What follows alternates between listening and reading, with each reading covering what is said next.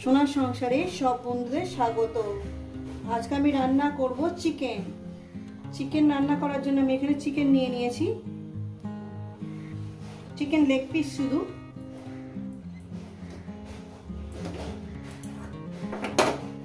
এখানে নিয়েছি আপনার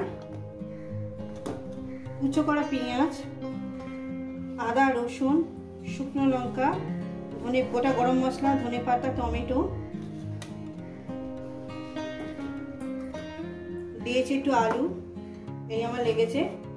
রেসিপিটি শুরু করার আগে বলবো রেসিপিটাকে লাইক করবেন, শেয়ার করবেন। নতুন নতুন রেসিপি দেখতে গেলে আপনার চ্যানেলটাকে সাবস্ক্রাইব করে নেবেন।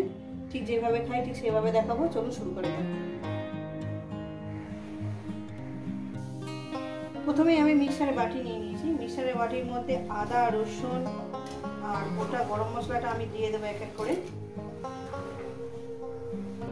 তারপরে দিয়ে দেবো এখানে হলুদের গুঁড়ো, পরিমাণ মতো সবকিছু দিয়ে দেবেন। হলুদের গুঁড়ো, জিরে ধনের গুঁড়ো দিয়ে দিলাম। এবার এটা একটা মিহি একটা পেস্ট বানিয়ে নেব। গ্যাস ধরিয়ে দিয়েছি, কড়া বসিয়ে দিয়েছি। কড়াটা আমার গরম হবে। কড়া গরম হয়ে গেছে। পরিমাণ মতন তেলটা আমি দিয়ে দেব। তেলটা আমার গরম হয়ে গেছে বন্ধুরা। এবার দিয়ে দেবো লবণ, 1 চামচ লবণ দিয়ে দিলাম। আর সামান্য পরিমাণে একটু হলুদ দেব, সামান্য পরিমাণে একটু হলুদ দেব। এবার আলুগুলো আমি দিয়ে দেব। আলুগুলোকে সুন্দর করে লাল লাল করে ভেজে নেব।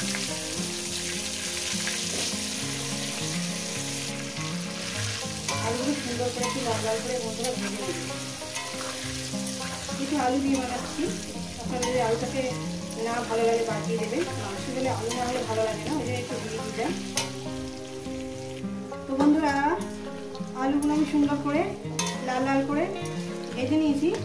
এবার এই আলু ভাজাগুলো আমি তুলে নেব।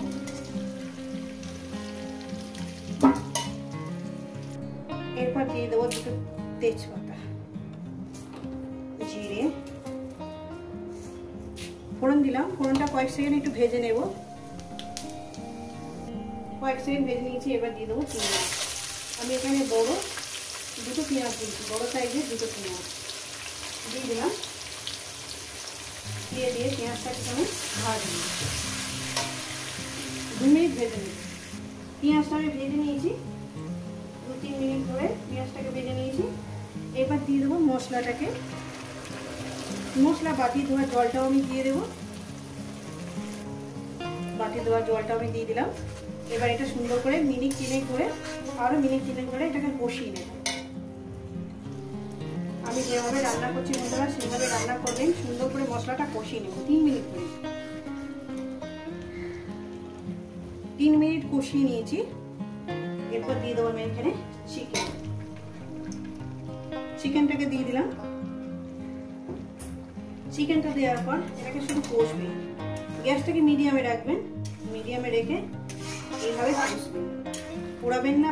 পুড়ে গেলে পোড়া টেস্টটা ভালো লাগবে না। এইভাবে মিনিমাম 10 মিনিট ধরে কষবেন। দিয়ে দেবো টমেটোটা। টমেটো দিয়ে কষবেন। আমি যেভাবে রান্না করছি সেইভাবে করবেন।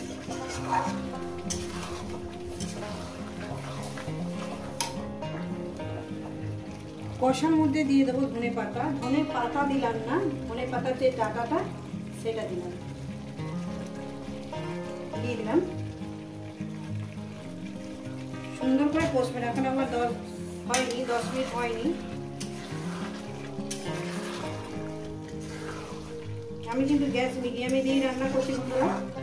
গ্যাস কিন্তু আমি হাইতে দিইনি, লোতে দিইনি, মিডিয়ামে দিয়ে রান্না করছি। তো বন্ধুরা 11 মিনিট হয়ে গেছে। 10 মিনিট জায়গায় 11 মিনিট হয়ে গেছে। এরপর দিয়ে দেবো আলু। আলুটাকে দিয়ে দিলাম। আলুটাকে দিয়ে আরো আমি 2 মিনিট 3 মিনিট 4 মিনিট কষিয়ে নেব। তারপর আমি একদম ফুটন্ত জল দিয়ে দেবো।